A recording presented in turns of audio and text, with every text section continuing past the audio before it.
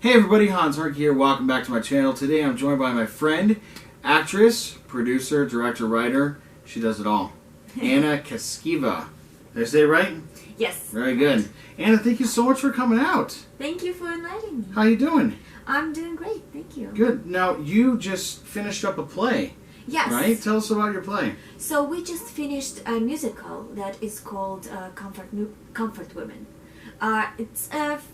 It's the first off-Broadway musical that was basically led by East Asian director, and it's the first Asian cast ever that was off-Broadway, and now the director brought this play here to Los Angeles. Yeah, I saw a lot of the pictures. How long did you have to rehearse all of that? We've been rehearsing a little bit over a month, and it's been great. I mean, it's been just so great because you're surrounded by people who know exactly what you're going through when you look a little bit different and you have to struggle with it, and you have so much to show and you can't just because there are not enough roles. Mm-hmm. And then like here finally you actually have this wide range of different roles, and you're just not one odd person. Yeah. It's not the only like a friend of the lead, Mm-hmm. girlfriend or boyfriend. No, you actually are a lead. You are a lead, or you're not your friend, but you have other characters, so you actually can match something that you can be better at, not just like a funny friend. Oh, right on. Yeah. Well, and what character did you play in this play? I was playing a girl whose name is Malsung Lee. Malsung Lee. Yes. She is the younger sister of two sisters. So the story is, if you don't know who the Comfort Women are, these are the women who were basically tricked into sexual slavery during and before Second World War. And some of those women are still alive, and there's a lot of political issues between Japanese government and Korean government, and also China and Philippines and Indonesia, all the countries that they were involved in this conflict.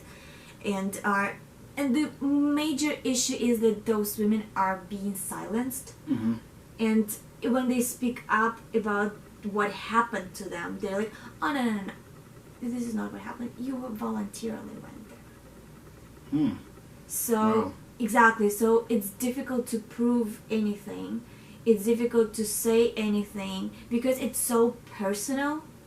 When you went through this kind of stuff, it's so difficult to speak up, and a lot of those women start speaking up after they were 60 years old. Wow. So after, Oh my goodness. exactly after like 40 years or like even 50 years after that happened. So the play is based on stories that they told. Do you see this maybe becoming a film one day?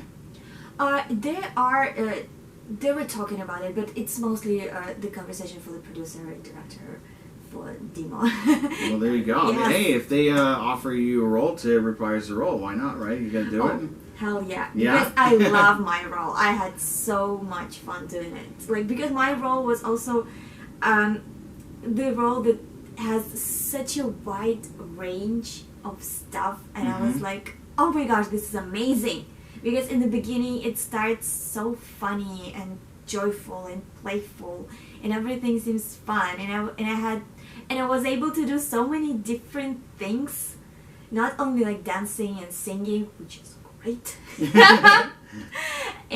but no, also like a lot of comedy things, a lot of shticks, and like I was not just like being there, I was able to create my character, and I'm so glad the director lets me do all this stuff, because I was like, can I do this? Can I do that? Can I do it? He was like, yeah, go for it. Oh, that's awesome. That's what we live for, and that's part of our craft and our career is making these characters up and then adding your own little things to them. It's all part of the magic of acting, you know? Yes. It's so fun. Going back a little bit, what got you started into acting?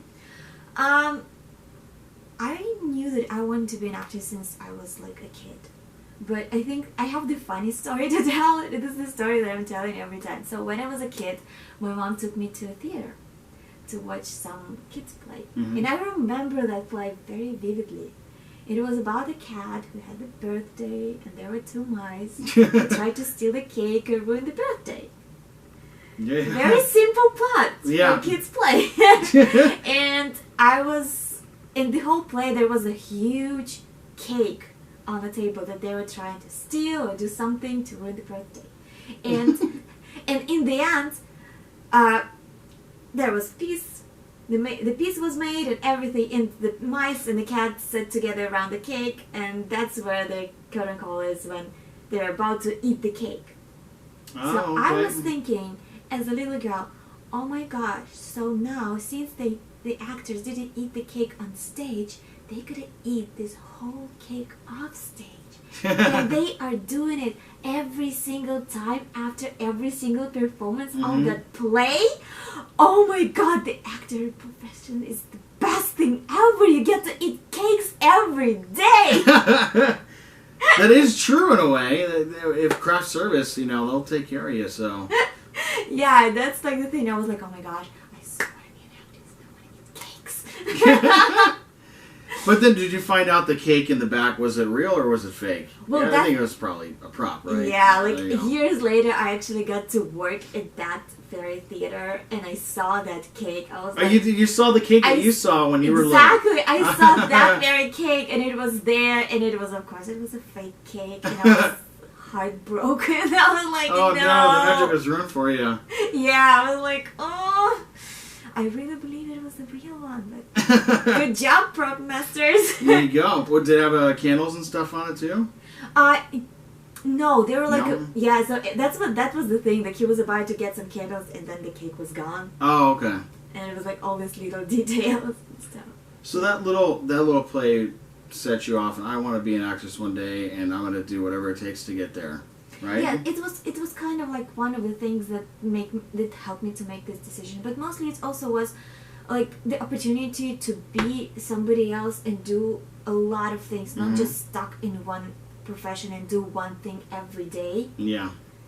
Because actress profession allows you to do like so many different things. Like today you can be, I don't know, an actress who's singing and dancing on stage and stealing fruits, like what I do in my musical. And the other day I'm a killer and I'm trying to kill somebody. But at the same time, I don't actually get to do it. It's like we're fighting. Like, are you good? Yeah, good. Let's get some coffee? Yeah, let's do that. So hopefully nobody gets hurt. But you get to do so many different things and get into minds of so many different people. And that for me is just amazing. There was a moment in my life when I was still studying acting, and there were like other students around me, and I would ask them, so what do you major? That's a business. I'm like, why? Why would anybody in this entire world would study anything but acting? Yeah. Because acting is the best thing ever. There you go. Take her words for it. It really is. You just got to keep going. You know, you got to keep persevering. You got to. Being out here for 17 years myself, I've learned that sometimes you can't wait for doors to open for you. You have to go open them for yourself. Yes. And do you do a lot of this while you create opportunities for yourself as well? Yes, that's the thing. Like because acting is, even though it's so rewarding, and it gives you so much joy and pleasure and everything, and so much struggle into getting into character or study about it, or they do all this kind of preparation things, but they're also joyful. But the downside, of course, is the rejection part, because you get to get 99 rejections to get maybe one, maybe. Yeah. And then another 99 rejections to get, oh, okay, we like you. Mm-hmm. And then you're like, oh my gosh, yes! Yes, I'm the top of the world! I'm the best one out of 500 people, or 5,000 people, 10,000 people. But you got rejected so many times, and there are times when you just like, should I just go home? Should I just give up? Mm-hmm. Should I just go and find a job that's gonna pay my bills? Mm-hmm. Or like, should I just, you know what? Maybe I should just go home and do something else, because I like other things. I like traveling, I like writing. Maybe I should just, I don't know, go to another country and do travel and write there. Yeah. because that would be joyful as well. Mm-hmm. But then you kind of, yeah, I don't think that would be as great. What if tomorrow is gonna be my breakthrough? Mm-hmm. That very addition that's gonna help me out. It's gonna be tomorrow or the day after tomorrow, and I'm not gonna be here. Exactly. Yeah, but there are moments then when you think that you just like literally crying on the floor, thinking, "Oh my God, I just want to give up." Mm-hmm. Yep, I've been there. And then and then you start thinking, you know what? Maybe I should do something myself. Mm-hmm. And I did it. I started doing like quite recently, I would say. Last year I made my first short film, and that's the film that I wrote. I directed it. I did all the casting things, and I did all the production job and stuff. I would tell you the production thing is way more difficult than I thought. Mm-hmm. Oh yeah. Oh yeah. My Was the God. union involved too? Was the union involved? SAG? No. Oh, wait until you get a union involved. Oh, I was like, no.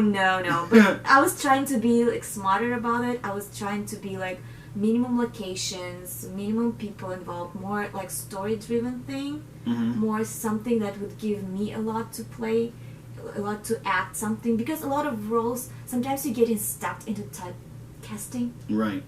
And you want to prove yourself and other people that you can do so much more. Mm-hmm.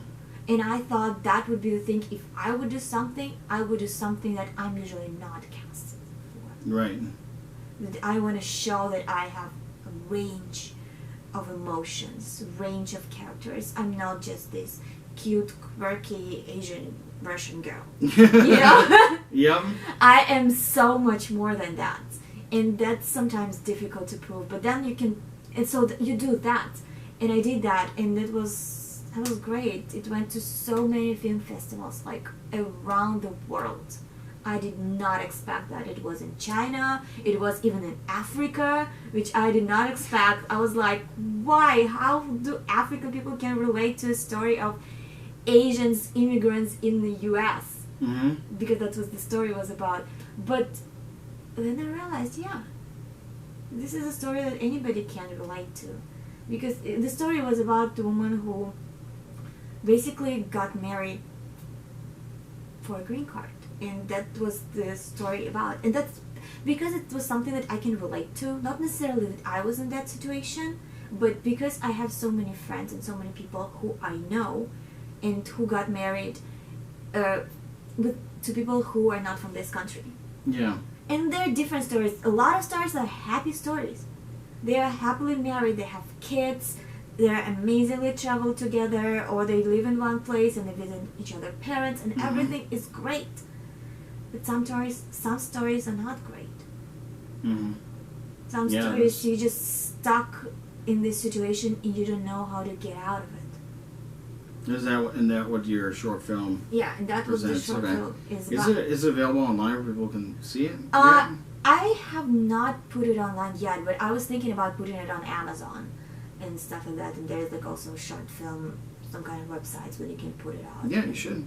Yeah, but I was waiting to finish all this festival circuit thingy, and then after that I'm just gonna put it online probably on Amazon, because Amazon is great with short independent films. Oh, cool. Yes. Once it becomes available, let me know, and then I'll put it in the link in the description below this interview here. Yes, absolutely. And it was great. And I think it's just I think why a lot of people could relate to it. It's not only because sometimes you're getting stuck in the marriage and you don't know how to get out of it. Not only marriage, any relationship. It doesn't matter who with your friends, with your spouse, with your parents, with anybody, even with your neighbors, and you can't get out of it, and you don't know how to get out. Yeah. You're trying to be polite, especially for women. It's more difficult because you can't go and fight. Mm-hmm. You don't have physical strength to do so, and if you are not from the country that you live in right now, then you have also language issues. They would tell you something very smart and wit, and you don't know how to answer. Yeah, it's funny how you say that because, like, I've been in that situation before, and what I do is I go on Google and I type in English to Spanish, and I'll type in what I want to say to that person. And I did this during filming of Todd in Orlando. There was this Hispanic dishwasher in the back that was making noise during our filming, and I was like, dude, I can't speak Spanish. I don't want to talk to him. So I text my whole conversation that I wanted to have on him on Google, and then it translated into Spanish, and I went to San Amigo, and I showed him the whole thing. He's like, sí. And we're like, yeah. Good. And he was quiet the whole time. So, like, little things like that come in handy when there's a language barrier. Yeah, but it also depends on people. If some people are trying to be nice and they're okay with it. Yeah. But some people are not. And it's also, again, if you are a woman, again, another thing, woman of color, plus they can hear that it's not your first language, so basically you're just came here quite recently, so they think they have more rights over you. Like, you have no idea how many times I heard from Spanish speaking people, go home, girl. What? Yeah. What? Like, you don't want to be treated like that, but you treat others this way? No, that's not cool. That is not cool. You have no idea. Like, I recently had a situation when my car battery died, and I was trying to get help I just needed jumper cables and jumpstart the car. And I asked maybe 15 people around for jumper cables. And I ended up renting it out from the gas station. And then I had to go back and ask the same guys who were there, they just didn't have jumper cables, but they were still there in the cars to help me out. And almost every single man decided to give me a lecture. On how to do it? On how to do it. Like, should I not do that? How to do this thing? Which color is red? And it's positive and black is negative. I'm like, I don't need to hear that. I know that. I just want help. I just want you to help me, and that's it. If you help me, I don't need your lecture. I don't need to hear all this stuff. But at the same time, I can't say that because then the guy is gonna be like, oh, you don't want my help? Bye. So I'm just sitting there, I'm like, yes, of course, I'll do it. Thank you. Thank you so much for your help. Thank you very much. I know you know how to do this. Thank you very much. Thank you. Bye. Thank you again. That's it. Exactly, but then Did you get the help that you wanted, though? Yeah. But it took me over 2 hours to get that. And in listening for 2 hours, how to jumpstart your car? Especially with, like, you know, that's the last thing you really want to hear. It's almost like the AAA guy showing up and you've been waiting for him for like 2 hours. Then, you know, this is how you change tires. Like, dude, I don't want to hear that. Like, just change my tires so I can go. That's what I'm paying the service for. It's just go. But I've never had that happen. But in that situation, it's just like that's the last thing you want to hear. You're stressed out, so you just want to go home. And to have somebody talk to you, oh, this is how you do that. Either in a, you know, they could be being friendly or they could be passive aggressive or condescending towards you. It's just like, dude, I don't want to hear. I just want to go home. Yeah, and like especially if you're trying to tell me like I know which is positive, which is negative. Like, but I'm just not sure. I'm like, well, as far as I know, red is positive and black is negative. Well, this is not my car. This is. Dude, if you don't want to help me, that's fine. I'm going to ask somebody else. No. I know how to do it, so I'm going to help you. You just need to listen what I'm saying. So the next thing I'm doing, like, I literally just finished the play yesterday. At 2 o'clock in the morning. Exactly, at 2 o'clock in the morning. So I literally, today, all I did, I woke up, I walked my dogs, and then I came here. Oh, there you go. Well, you rested and took it easy, right? Yes. Had some laughs. Yes. So the next thing, I have the second short film almost ready. I need to finish editing it, and that's gonna be another round of festivals and stuff. So that's gonna be great. Hopefully. Right. Yeah. Well, when your work becomes available, let us know so I can put it on the channel in the description below so people can click on and watch it. Do you have an official website as well? No, I don't have a website yet. I I don't know, I'm so bad with social media. You have no idea. Me too. Like, I'm looking at the girls like next to me, like even in my cast, and they're like, oh, we need to Instagram this, oh, we need to Twitter this, and I'm like, maybe I should do the same. Yeah. Yeah, I mean, But that's our I'm career's terrible. banking on a lot of social media now, so. Yes, I know, but I'm so absolutely terrible at that. I'm like, I literally had to like, oh, how do you do that on the Instagram? Like, oh, that's easy. I'm like, no, I had it for like over a year. I never seen this option before. That's funny. We're always learning something new every day on social media, aren't we? Yes. Oh my god. Oh my god. I'm just really bad. I'm so bad. That's good. I'm literally like poking on every button, and I'm like, what? Just what's gonna happen? And I'm like, oh, I don't think I was supposed to go. Oh yeah, or I wasn't supposed to send that. How do I unsend it? Oh, it's too late now. I know. Oh my Do god. it. I had terrible stories about this. It can be very embarrassing, but So embarrassing. what can you do? Yes, but acting-wise and like story-wise, I like to tell stories that, not only that I can resonate to, like I like that, but I also like to play something that's totally opposite of me. Mm-hmm. That I love challenges. I think that's like one of the best things ever. But I also like the story to tell the story to tell some. But if I'm the one who tells to tell a story, and that's what my second movie and the first movie is about, I just talk stories about something that I know, not something that I made up and it's happening in India and I've never been in India and don't know anything about it except the fact that I've read on Wikipedia or something. Yeah. So I will tell stories that I know of. And the second story is about friendship among different people who have different age, different race, different background, different everything. But nevertheless, they think that you would not think that would be friends, but that's what happens.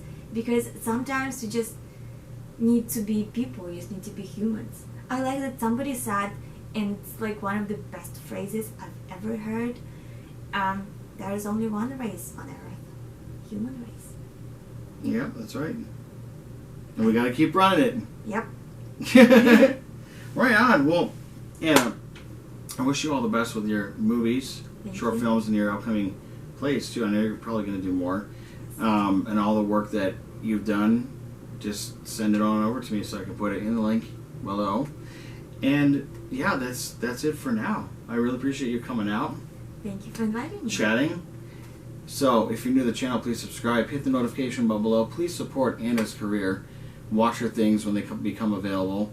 And hey, listen to her explore acting. It's the best thing in the world. It's really fun being outside the box and playing somebody else, and then slipping back into yourself again. It's kind of weird, but it's fun. Yeah. Cool. Thank you so much for joining us. We'll see you on the next one. This is Hernke. Anna signing out. Bye. Bye.